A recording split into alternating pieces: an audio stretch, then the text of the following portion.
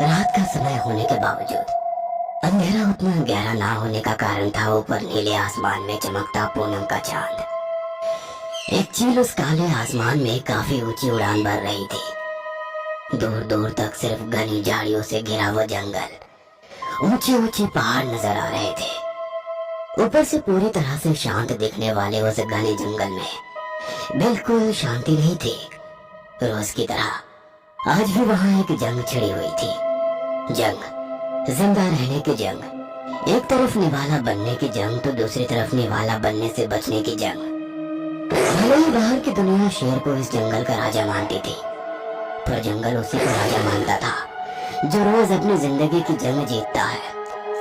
पेड़ के पत्ते पर चलती चींटी को खाकर एक मेंढक खुद को राजा समझने लगा, तो उस मेंढक को निगलकर सांप ने उसकी जगह ले ली। पर तभी एक नेवले ने सांप को खत्म किया, पर वो नेवला शेर का शिकार बन गया। पर एक हाथी के बच्चे को खाने के चक्कर में हाथी ने शेर को सूंड में पकड़कर दूर फेंक दिया। पर जमीन पर रेंगती चींटी हाथी के कान में गई और उस भारी भरकम हाथी को जमीन पर गिरा दिया। ऐसे इस बेरहम जंगल में एक आदमी साथ लिए औजार से खुदाई कर रहा था।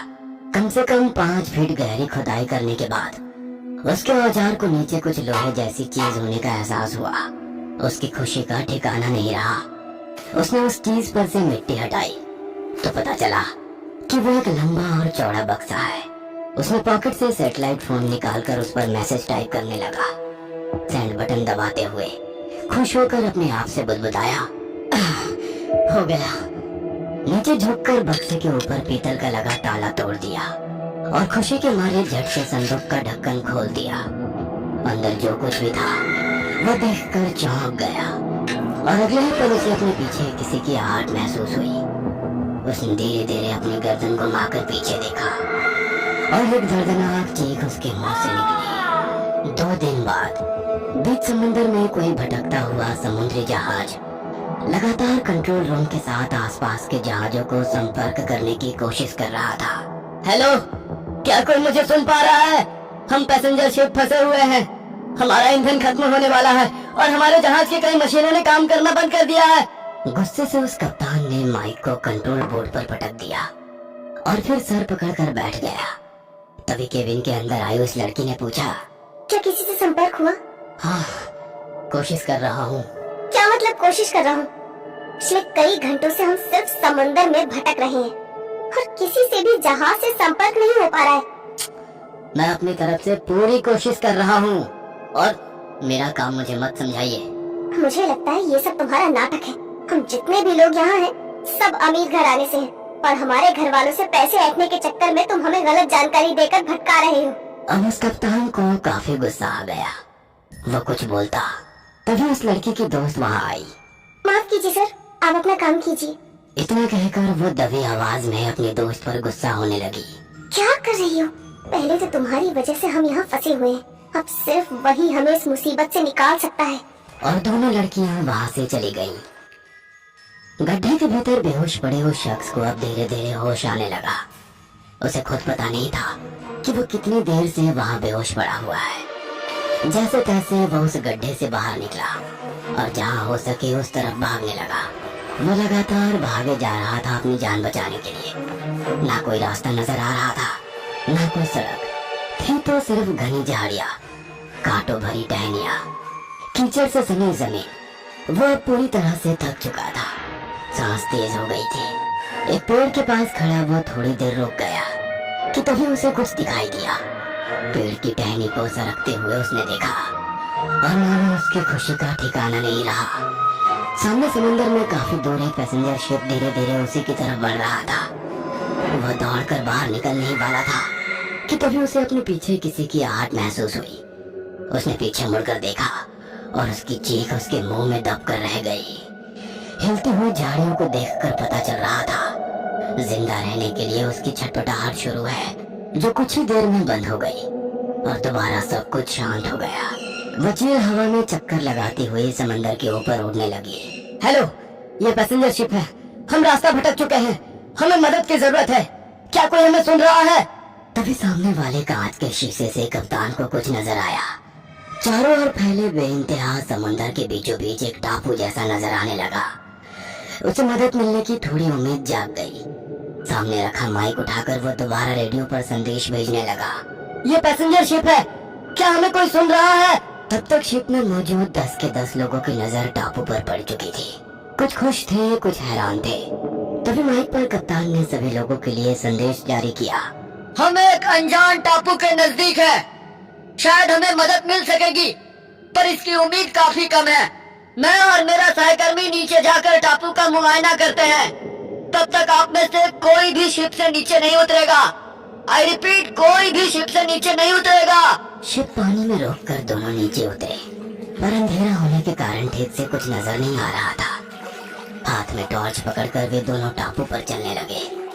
पूरी तरह से वीरान पड़े उस इलाके में कोई भी इंसानी हरकत नजर नहीं आ रही थी।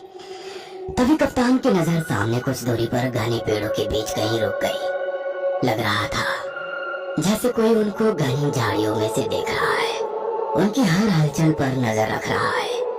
कप्तान ने अपने साथी की ओर देखते हुए दबी आवाज में कहा, शायद कुछ अजीब सा है इस टापू पर। तुम शिप में जाओ और किसी को भी नीचे उतरने मत देना। वह साथी दोबारा शिप की तरफ चलने लगा और कप्तान हाथ में जलती टॉर्च लेकर जंगल के भीतर जाने लगा। उसका पैर किसी गीली नरम चीज पर पड़ा। उसने नीचे टॉर्च की रोशनी डाली तो नीचे जमीन खून से लाल हो गई थी।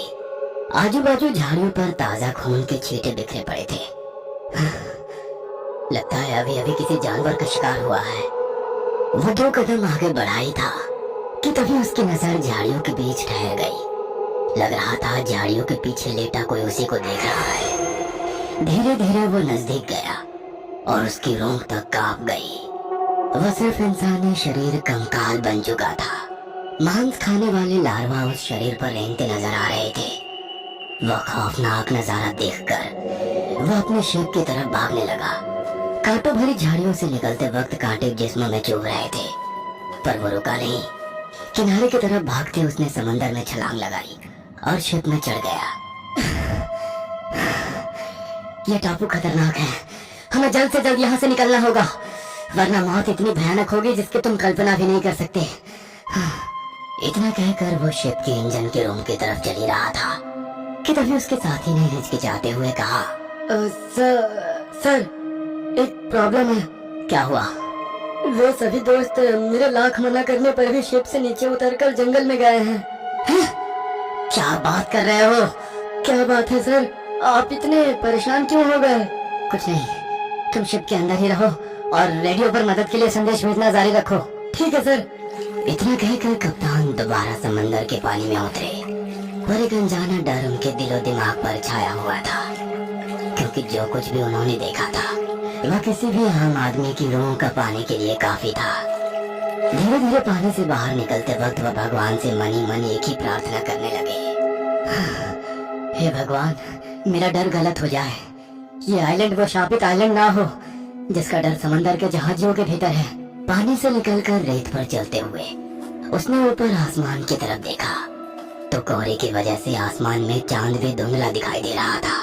वहीं आसमान में एक उड़ती हुई चीज धीरे धीरे आगे बढ़ती नजर आ रही थी। दोबारा उसकी नजरें नीचे जमीन पर कुछ ढूंढने लगी। पास ही पड़ी एक लकड़ी को उठाकर उस पर कस के कपड़ा लपेट कर बांध दिया। पॉकेट में से लाइटर निकालकर लकड़ी पर बंधे कपड़े में आग जलाई। अपने हाथ में टॉर्च वैसे ही बंद रखी और मशाल की रोशनी में आगे बढ़ने लगा।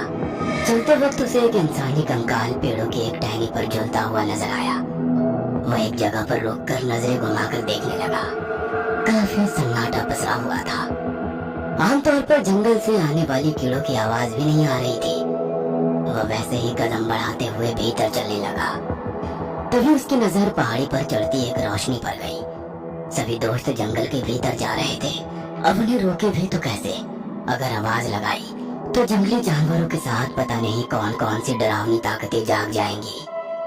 अब उसके पास कोई भी चारा नहीं था। घनी झाड़ियों के बीच से तेजी से कदम बढ़ाते हुए वो उसकी तरफ जाने लगा। चलते वक्त एकदम से उसने कदम रोक लिए। उसका पैर जमीन से कुछ ही दूरी पर था, क्योंकि नीचे एक काला जहरीला सांप एक मेंढक को अपना शिकार बनाने की गाद में बैठा था। कप्तान की आंखों में खौफ साफ साफ नजर आ रहा था और अगले ही पल सांप उस मेंढक पर झपटा और उसे धीरे धीरे निगलने लगा। कप्तान संभल कर वहां से जाने लगा, पर वो लोग कहीं नजर नहीं आ रहे थे। वह एक एक कदम बढ़ाता, चारों ओर मशाल की पीली रोशनी में इलाके का जायजा लेते हुए चलने लगा कि तभी उसे एक लड़की की चीख सुनाई दी।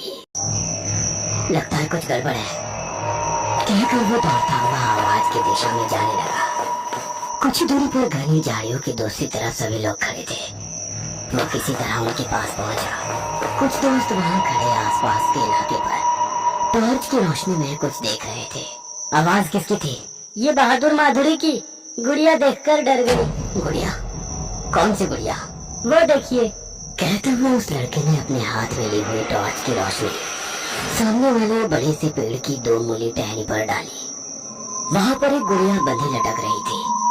उस छोटी कपड़े से बनाई गुड़िया के भीतर घास फूस भरी हुई थी, जो फटे कपड़े से बाहर निकली थी। सफेद चूने से बनाई आंखें और चेहरा कुछ अजीब डरावना नजर आ रहा था। उस गुड़िया से नजर हटाते हुए कप्तान ने पूछा, तुम्हारे बाकी के दोस्त कहाँ हैं? वे दूसरी तरफ घूमने गए हैं। कितना अच्छा इलाका है। ये पिकनिक स्पॉट नहीं है जहाँ से जल्द निकलना होगा। उन सभी दोस्तों ने कप्तान की तरफ देखा और एक लड़की बोली, निकलना होगा? पर क्यों? 2 दिन बाद हमने जमीन पर कदम रखा है और खाना भी खत्म हो गया है। भूख भी बहुत लग रही है ना, कुछ तो खाने को मिलेगा। उन सब की तरफ देखते हुए कप्तान ने दबी आवाज में पर गुस्से में कहा, जिस तरह तुम्हें भूख लग रही है वैसे ही कई भूखे खूंखार जानवर इस टापू के घने जंगल में शिकार का इंतजार कर रहे हैं। जान से मारना दूर, अगर किसी जानवर ने जख्मी भी किया तो हमारे पास ना दवाइयाँ हैं ना अस्पताल। इसलिए अगर जिंदा रहना चाहते हो तो जल्द से जल्द शिप में जाकर बैठ जाओ, और जब तक मैं नहीं कहता कोई नीचे नहीं उतरेगा। कप्तान की बात सुनकर एक लड़के ने कहा, बाकी दोस्तों को भी ले जाना होगा। उसकी बात सुनकर उस लड़की ने आवाज लगाई, दीपा जल्दी चलो। ये सब सुनकर कप्तान का गुस्सा 7वें आसमान पर पहुंच गया। उसने दबी आवाज में कहा, चीखो मत, उनको मैं देखता हूँ। तुम सबके सब शिप में जाओ, अभी के अभी। सब शिप की तरफ वापस चलने लगे। तभी उस इलाके में फैले गहरे सन्नाटे को चीरती हुई एक लड़के की चीख ने सबको टहला दिया। सब एक जगह रुके, उस आवाज की तरफ देखने लगे। तभी सामने कुछ दूरी पर उन घनी झाड़ियों और ऊंची घास में हलचल होती दिखाई दी। ऐसा लग रहा था जैसे कोई लड़खड़ाता, तड़पता, चीखता, दर्द से कराहता हुआ इन्हीं की तरफ आ रहा था। कप्तान उसी ओर देख रहा था और उसके पीछे खड़े सभी दोस्त कप्तान के ठीक सामने हो रही उस हलचल को देखकर सहम गए थे।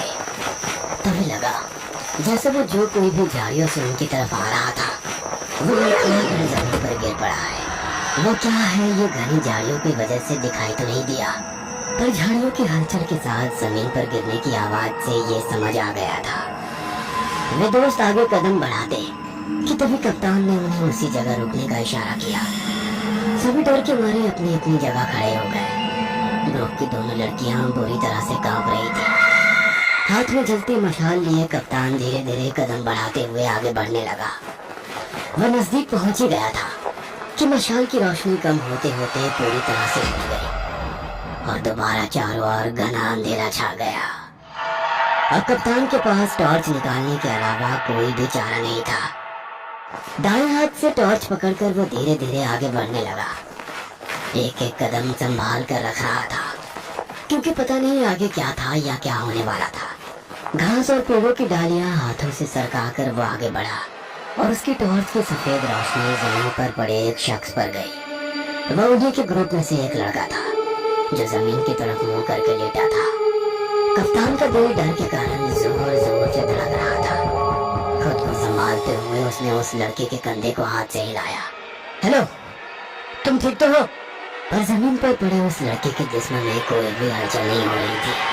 कुछ दूरी पर खड़े सभी दोस्त उस लड़के की तरफ आ गए और देखने लगे। कप्तान ने दोबारा उस लड़के की पीठ पर हाथ रखकर जगाते हुए पूछा, हेलो, क्या हुआ है तुम्हें? और तुम्हारी दोस्त कहाँ है? तभी एक लड़की ने हाथ में पकड़ी पानी की बोतल कप्तान को दी और उसके ऊपर छिड़क कर उठाने के लिए कहा। कप्तान पानी छिड़कने ही वाला था कि अगले ही पल उस लड़की ने अपनी गर्दन आसमान की ओर घुमाई और उसकी आंखें देखकर हर कोई दहल गया, क्योंकि किसी ने उसकी दोनों आंखें निकाल दी थी। उसका वो डरावना चेहरा देखकर लड़की के मुंह से चीख निकली, कि तभी वो जोर जोर से हंसते हुए बोला, ना सूरज निकलेगा ना अंधेरा मिटेगा।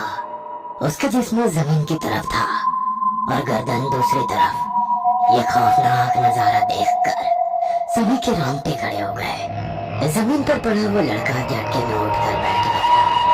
उसका शरीर एक ही जगह पर स्थिर था, पर उसकी गर्दन वहां मौजूद हर एक शख्स की तरफ घूम रही थी। आंखें ना होने के कारण वो खाली जगह और भी ज्यादा खौफनाक लग रही थी। और एक अजीब सी गहरी आवाज में कहा, तुम सब मरोगे, एक एक करके मरोगे। तुम सबका वो हाल होगा कि एक दूसरे के ऊपर तरस खाकर खुद अपने दोस्तों को जान से मार देंगे। शुरुआत हो चुकी है। इतना कहकर वो एकदम से चुप होकर जमीन पर गिर गया। पर अगले ही पल वो जोर जोर से रोने लगा। दर्द से चीखते हुए अपने दोस्तों से बोला, कोई मुझे जान से मार दो, बहुत दर्द हो रहा है, मैं बर्दाश्त नहीं कर पा रहा। तुम लोग भाग जाओ यहाँ से, तुम लोग भाग जाओ। उसके शर्ट के भीतर कुछ हलचल होती दिखाई दे रही थी। कप्तान ने हिम्मत करके उसकी शर्ट फाड़ दी और सामने का नजारा देख मानो सबकी रूह कांप गई। उसकी चमड़ी के नीचे कुछ अजीब सी हलचल होती दिखाई दे रही थी, मानो पेट की चमड़ी के नीचे से कीड़े रेंगते हुए ऊपर जा रहे हैं। जमीन पर पड़ा वो लड़का अचानक से तड़पते हुए चीखने लगा। उसकी यह हरकत देखकर बाकी लोग दूर हट गए। वो लड़का जमीन पर घुटनों के बल बैठ गया। दर्द के मारे उसने अपना गला पकड़ा और जोर से उल्टी कर। जमीन पर मांस खाने वाले लार्वा फैल गए। यह देख सबके होश उड़ गए। लड़कियां डर के कारण शिप की तरफ भागने लगी। कप्तान ने अपनी गन निकालकर उस लड़के के सिर पर निशाना लगाया और ट्रिगर दबा दिया। अपने दोस्त को जमीन पर मरा देख उसके दोस्त ने कप्तान की तरफ गुस्से से देखकर कहा, ये आपने क्या कर दिया? आपने मेरे दोस्त को मार दिया, मैं आपको छोड़ूंगा नहीं। अपनी गन पॉकेट में रखकर कप्तान ने कहा, मुझे छोड़ने पकड़ने के बारे में बाद में सोचना, पहले यहाँ से जिंदा निकलने के बारे में सोचो तो बेहतर होगा। और हाँ, अपने दोस्त की मौत के जिम्मेदार तुम लोग हो। मैंने मना किया था नीचे उतरने के लिए, फिर भी तुम लोग नीचे उतरे और ऐसे चल रहे हो जैसे गार्डन में घूमने या छुट्टी मनाने के लिए आए हो। हम जिस मुसीबत में फंसे हैं उसके जिम्मेदार तुम लोग हो। अब जाओ यहाँ से। इतना कहकर कप्तान ने उस शिप की तरफ जाने का इशारा किया और जमीन पर पड़ी उस लाश की तरफ नजर घुमाई और देखता ही रह गया, क्योंकि उन लार्वा ने लाश का पूरा मांस खा लिया था और केवल हड्डियां बची थी। कप्तान अब जंगल के अंदर उस लड़की को ढूंढने के लिए चल पड़ा। टॉर्च की रोशनी में वो एक एक कदम संभल कर रख रहा था। इतनी देर से खामोश पड़े उस घने जंगल से अचानक रात के कीड़ों की कर कर करती आवाज उस गहरे सन्नाटे को चीरती हुई चारों ओर फैलने लगी। कप्तान धीरे धीरे उस घने जंगल में भीतर चला जा रहा था। पहाड़ी की तरफ चढ़ते हुए उसे घूप अंधेरे में किसी औरत की सिसकियां सुनाई देने लगी। वह एकदम से रुक गया, आवाज को गौर से सुनने लगा। आवाज की दिशा समझ में नहीं आ रही थी, पर वो दर्द भरी आवाज उसके कानों में गूंज रही थी।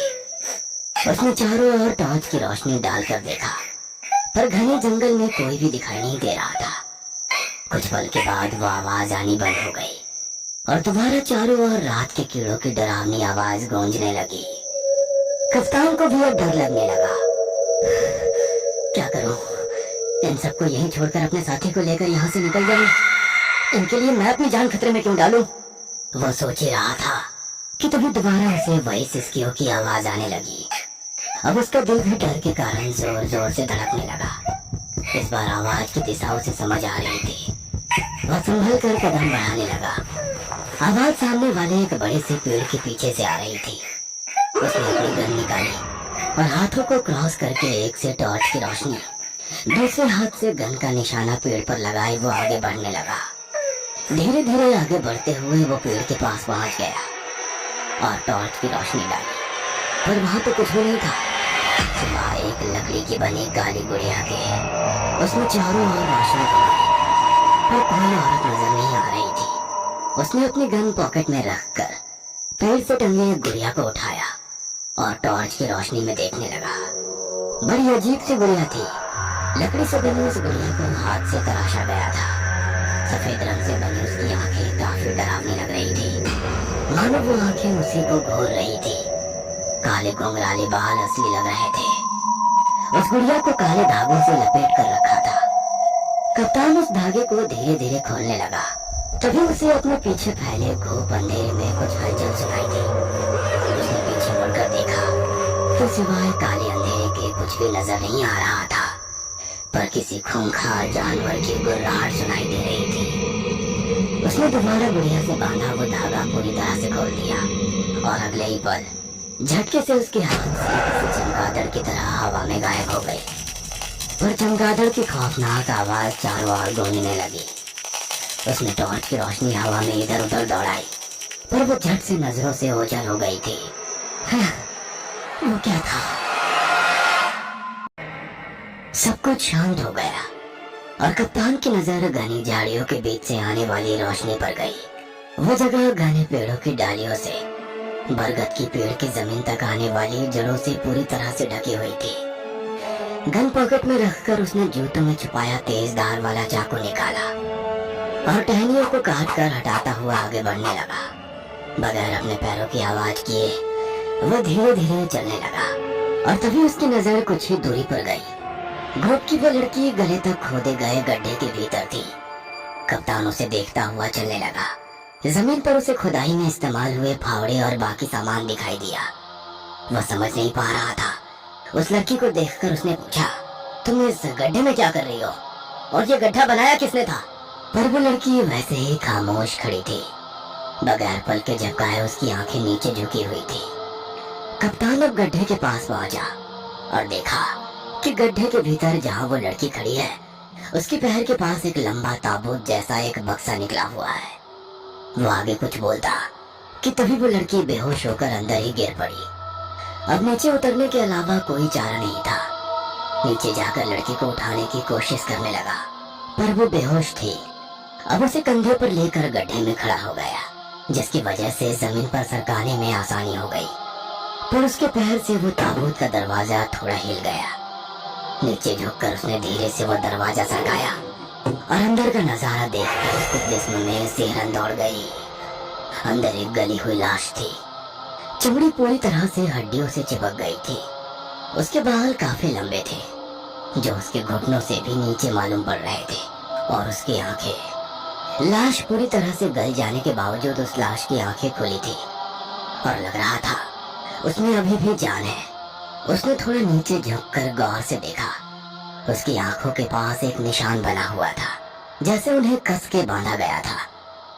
ज्यादा न सोचते हुए उसने दोबारा वो ढक्कन जैसा दरवाजा ताबूत पर सरका दिया और ऊपर आ गया। वो लड़की अभी भी बेहोश पड़ी थी। हेलो, उठ जाओ मैडम, ये तुम्हारे घर का बेडरूम नहीं है। वो लड़की धीरे धीरे होश में आने लगी, पर तभी उसकी नजर उस लड़की के हाथ पर पड़ी एक पट्टी पर गई। उसने वो पट्टी अपने हाथ में लेकर देखा तो उस पर संस्कृत में कुछ लिखा था। वह कपड़े की मिट्टी की वजह से मैली हो गई थी, इसलिए कुछ समझ नहीं आ रहा था। उसने पट्टी साफ करके देखा। यदि त्वा पट्टिका निष्कासयसि तहे पिशाचः जागरिष्यति। उसे इन शब्दों का मतलब समझ में नहीं आ रहा था। तब तक उस लड़की को होश आ गया था। वह झट से खड़ी हो गई और दोबारा गड्ढे में झांक कर देखा। उस लड़की को ऐसे परेशान देखकर कप्तान बोला, ये लाश की आंखों पर बंधी पट्टी तुमने खोली? नहीं, पट्टी पहले से खुली हुई थी। मतलब यहाँ हमसे पहले कोई आया था और उसने शैतान को जगा दिया है। अब यहाँ रुकना खतरे से खाली नहीं है। यहाँ जो कुछ भी है वो सबको खत्म कर देगा। कप्तान के मुंह से निकले इन शब्दों को सुनकर वो लड़की डर के मारे कांपने लगी और झट से रोती हुई जमीन पर बैठकर बोली, सब खत्म हो गया। अब वो हम में से किसी को नहीं छोड़ेगी। ये सब तुम्हें कैसे पता? तुम क्या जानती हो इस जगह के बारे में? ये सब मेरी ही गलती है। मैंने इस आइलैंड के बारे में एक किताब में पढ़ा था। उस लड़की की बात सुनकर कप्तान सन्ना रह गया। गुस्से में उसकी ओर देखकर बोला, मतलब हम यहाँ आए नहीं बल्कि तुम जानबूझकर हमें यहाँ लेकर आई हो? कप्तान की बात सुनकर उस लड़की ने कहा, मैं और मेरे बॉयफ्रेंड ने मिलकर ये प्लान किया था। इस टापू की पूरी हमने जानकारी जुटा ली। मुझे कई व्हाट्सएप ग्रुप पर काफी जानकारी मिली। पता चला कई साल पहले एक राजा ने अपना बहुत बड़ा खजाना इस टापू पर एक जगह गड्ढा खोद कर छुपा दिया था। 2 दिन बाद मेरा बॉयफ्रेंड इस टापू पर आया था। मेटल डिटेक्टर की मदद से उसने जगह खोजी, गड्ढा खोदकर मुझे सैटेलाइट फोन पर मैसेज किया। तब हम अपने शिप पर थे। मैंने खाने में बेहोशी की दवा मिला दी थी ताकि सब बेहोश रहे और मैं इस शिप को टापू के पास ले आई।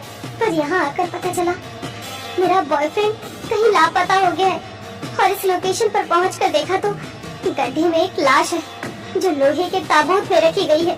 उस लड़की की बात सुनकर कप्तान गुस्से में पागल हो गया। हमारे देश को किसी और ने नहीं बल्कि इन व्हाट्सएप यूनिवर्सिटी वालों ने बर्बाद किया है। हम समंदर में कई दिन कई महीने रहते हैं, इसलिए हर टापू हर बीच के बारे में जानकारी रखते हैं। और अभी इस टापू के बारे में जानना चाहती हो ना, तो सुनो। एक राजा के पास लोगों की काफी शिकायतें आ रही थी। एक औरत भगवान का डर दिखाकर लोगों को लूट रही थी। असल में वो शैतान की पुजारी थी। उसकी नजर इतनी बुरी और असरदार थी कि सड़क से गुजरते हुए किसी बच्चे पर उसकी नजर पड़ जाए तो वो बच्चा कुछ ही देर में बुखार से कांपने लगता। किसी खूबसूरत लड़की या औरत पर नजर पड़ती तो वह मुरझाए फूल की तरह लगने लगती। लोग उसकी कुटिया के सामने से गुजरने को भी डरते थे। एक बार तो हद हो गई। शैतान को खुश करने के लिए सूर्य ग्रहण के वक्त उसने गांव के 4 बच्चों की बलि चढ़ा दी। 5वीं और आखिरी बलि देने ही वाली थी कि राजा के सैनिकों ने उसे पकड़ लिया और राजा के सामने पेश किया गया। उसका होलिया देखकर तो दरबार का हर एक शख्स कांप गया था। वो औरत काली साड़ी पहनी हुई थी। वो खुद भी सांवली थी। माथे पर काला तिलक लगा था।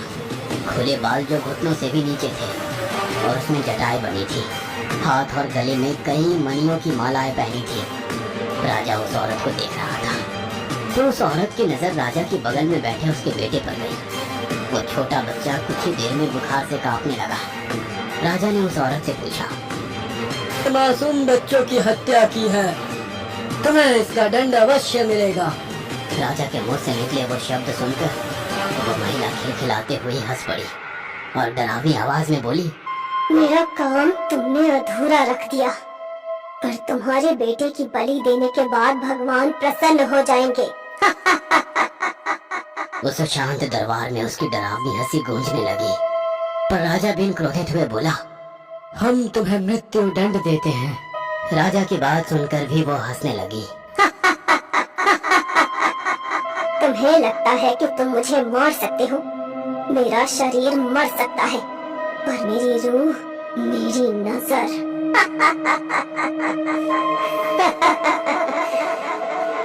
और दोबारा उसकी खौफनाक हंसी चारों ओर गूंजने लगी। तभी दरबार में उपस्थित एक साधु ने कहा, राजन, ये स्त्री शैतान की पुजारी है। अगर इसे मृत्यु दंड दिया तो इसकी रूह पूरे राज्य पर कहर ढाएगी। मृत्यु पश्चात इसे जला दिया गया तो जहाँ तक जलती चिता का धुआं फैलेगा वहाँ तक जमीन, गांव, बस्ती सब श्रापित हो जाएगा, सिर्फ पानी को छोड़कर। लेकिन अगर पानी में डुबोकर मारा गया तो पानी श्रापित हो जाएगा और जमीन बच जाएगी। उस साधु की बात सुनकर वो औरत हंसते हुए बोलने लगी, मुझे कैसे मार सकोगे? मरते वक्त मेरी नजर जिस भी इंसान पर पड़ेगी वो श्रापित हो जाएगा। जिन फूल, पौधों, पेड़ों पर पड़ेगी वो सूख जाएंगे। और राजा ने तरकीब निकाली। उस औरत की आंखों पर पट्टी बांध दी गई। उसके हाथ पैर कस के बांध दिए गए। उसे राज्य के बाहर सैकड़ों मील इस टापू पर लाया गया और जमीन खोदकर लोहे के ताबूत में जिंदा रखकर दफनाया गया। इससे मरते वक्त इसकी आंखें बंद रही। इसके श्राप से सब बच गए। और यहाँ जो अलग अलग गुड़िया मिल रही है वो इसी औरत के शैतानी सेवक है, जो उसके मरने के बाद राजा ने हवन पूजा पाठ करने के बाद उसकी बुरी आत्माओं को उन्हीं गुड़ियों में कैद कर इस टापू पर रख गया। कप्तान की बात पूरी हो गई। उसने लड़की की तरफ देखा। तुमने खजाने के लालच में अपनी और साथ ही हम सभी की कब्रें खोद दी है। तभी कहीं से वही खौफनाक हंसी की आवाज आने लगी। दोनों चौंक कर एक दूसरे की तरफ देखने लगे। आवाज गड्ढे में से आ रही थी। लड़की ने गड्ढे की तरफ देखा और अगले ही पल किसी ने अंदर खींच लिया। कप्तान कुछ करता कि तभी झटके से उस जमीन के अंदर से निकले हाथ ने उसके पैर जकड़ लिए, जिसकी वजह से वो जमीन पर गिर पड़ा कुछ सेकंड्स लड़की की चीखें और खौफनाक हंसी से सब कुछ बदल गया और फिर एकदम सब कुछ शांत हो गया। एक जानलेवा खामोशी हर तरफ छा गई थी। अपने पैरों की तरफ देखा तो किसी ने भी नहीं पकड़े थे। रेंगता हुआ वो गड्ढे के पास पहुंचा और धीरे से भीतर झांक कर देखा। उसकी रूह तक कांप गई। ताबूत खुला हुआ था और उसके भीतर एक लड़की की लाश पड़ी थी। उसकी भी आंखें गायब थी, मानो किसी ने नोच कर निकाल ली हो। उसके शरीर को मांस खाने वाले लार्वों ने आधे से ज्यादा खा लिया था, पर ताबूत में जो औरत की लाश थी वो अब वहां पर नहीं थी। मतलब कप्तान ने अपनी बंदूक निकाली और जितना हो सके उतनी तेजी से शिप की ओर भागने लगा। पेड़ पौधे झाड़ियों के बीच से खुद को बचाते बचाते वो लगातार दौड़ रहा था और पीछे से एक खौफनाक हंसी की आवाज लगातार उसके कानों में गूंज रही थी। तभी उसकी नजर एक इंसानी कंकाल पर गई, जिस पर अभी भी मांस खाने वाले लार्वा रेंगते हुए नजर आ रहे थे। कप्तान ने कंकाल की तरफ देखते हुए कहा, लालच में आकर दूसरे की कमाई खाने निकले थे, अब तुम्हारे जिस्म को कीड़े खा रहे हैं। उस लाश के पास एक सैटेलाइट फोन पड़ा हुआ दिखाई दिया। उसने वो फोन उठाया और दोबारा किनारे की तरफ दौड़ने लगा। कुछ ही दूरी पर शिप नजर आ रहा था। तभी उसे वही डरावनी हंसी सुनाई देने लगी। वह एकदम से रुक गया। कुछ तो अजीब है। उसने अपने पॉकेट में हाथ डाला और एक पट्टी बाहर निकाली। उसने गौर से देखा तो ये वही पट्टी थी जो उस औरत की आंखों पर बांधी गई थी। उस पर लिखे अक्षरों का मतलब अब उसे समझ में आ रहा था और उसने मुड़कर उस टापू की तरफ देखा। तो तुम इस टापू की कैद से आजाद होना चाहती हो, अब लोगों के बीच जाकर आतंक फैलाना चाहती हो, पर मैं तुम्हें यहाँ से निकलने नहीं दूंगा। आसमान की तरफ देखते हुए वो जोर से चीख पड़ा। हर तरफ उसकी दर्द भरी आवाज गूंज रही थी, जो शिप पर खड़े उसके साथी ने भी सुनी। अरे ये तो हमारे कप्तान की आवाज है। कप्तान को पकड़कर केबिन में लेकर आया। काफी धुंधली रोशनी थी। कप्तान के चेहरे पर अंधेरा था। दीवार की तरफ मुंह करके खड़ा कप्तान दर्द से करा रहा था।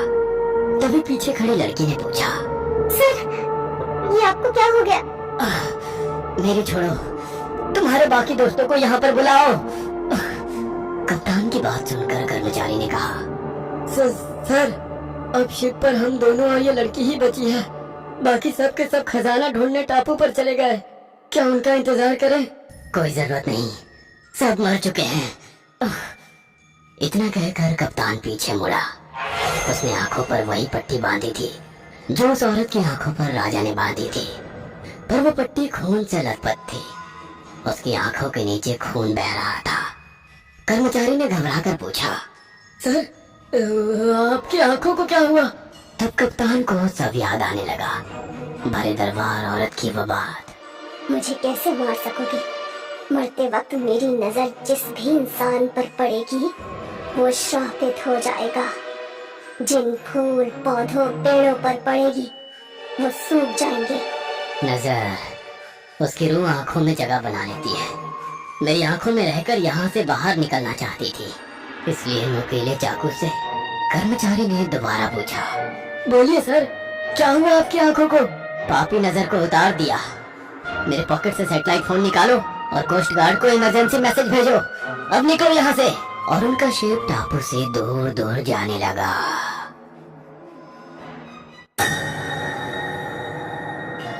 ये कहानी आपको अच्छी लगी हो तो हमें सब्सक्राइब करें।